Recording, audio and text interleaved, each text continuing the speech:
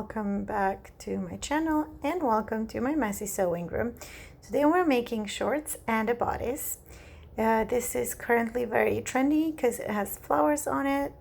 I think that H&M has a collection, spring collection at the moment, but I decided to try and make my own.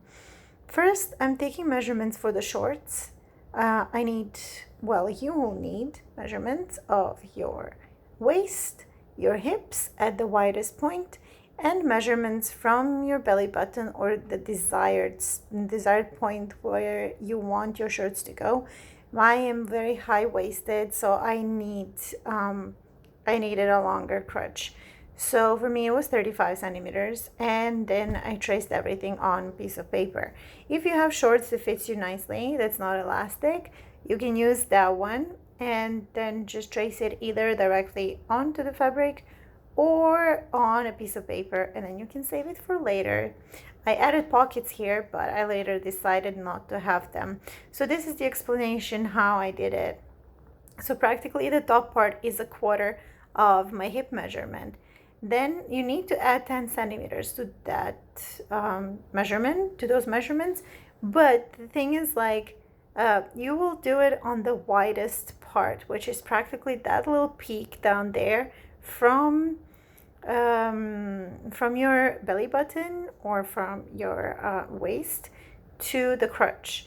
So for me that was 35 centimeters from top to the bottom, and then just add 10 centimeters on the side for the part that's gonna go for the leg. And you will decide how long you want it to go. If you want them cheeky, you will go shorter than me for sure. You can make all pieces of this equal, all panels the same. You will need 4 of them, 2 for the top, for the front, and 2 for the back. Or you can go a little bit extra and do it in the professional way, which I did not want to. So I took the easier way and I just did 4 panels.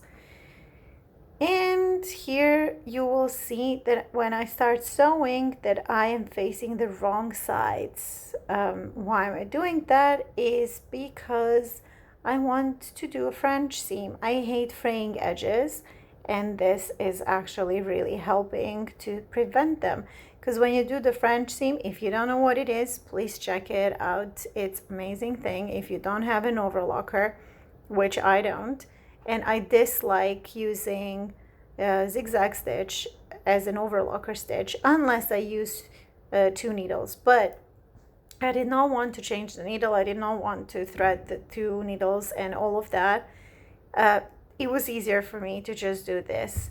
So I just did a French seam, and you just go slowly, and that's it.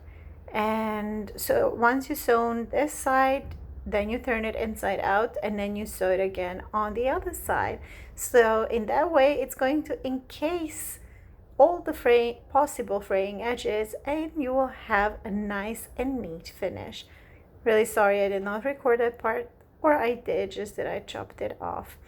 Anyways, so here I am trying to sew in the pocket, but eventually I did remove them. I did not like them for some reason. They just did not look good. Maybe because this fabric has really nice drape to it. So here I'm just showing you that I actually did the hemming and the way that I did it. First, I rolled up a little portion, like 1 centimeter, and then I sewed through it.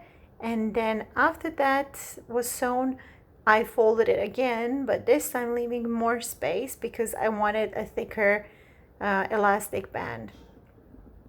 And then once you're done, but make sure you need to leave a little loop so that you can put in the elastic. Eventually I did not go for the big elastic. I actually went for small ones, and I made 2 rows of them. So I did another line in the middle, and that turned out very well.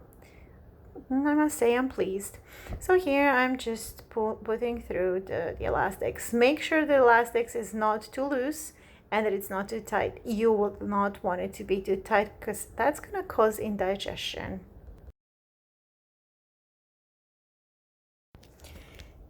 I was too lazy to record how I made the bodice. Never mind that, long story short, this is how I made it. It's easier this way to show you anyways. I just cut like 6 rectangles. Why 6? Well, actually not 6. This is 2 because you need the front and back, and then additional 2 rectangles. Here these rectangles are folded, so that's why it looks like it's 1, but you need to have both, so it's like, technically speaking, 4 of them, but try to make them as one piece. So here you can see when I took the bodice, I cut on the side a slight little triangle because you need that for your arms. I really hope you understand and you're following me. Maybe next time I'm going to record it. So I cannot tell you exactly how much I cut. I pretty much eyeballed it because I eyeball everything. And you can do the measuring, how much space you need between your arms and your body. So that's pretty much it. So then after I did that, I put together these parts. But before I put together the sleeves and the bodice, I did some shearing for the bodice. I don't know if you're acquainted with shearing. If you're not, there's a lot of videos online. Practically you need elastic thread, but before you start shearing, you have to hem your fabric. If you don't do it later, it's just gonna be a nightmare. So I'm just doing a rolled hem, and that's pretty much it. I'm just rolling it once and then twice, just what I did before.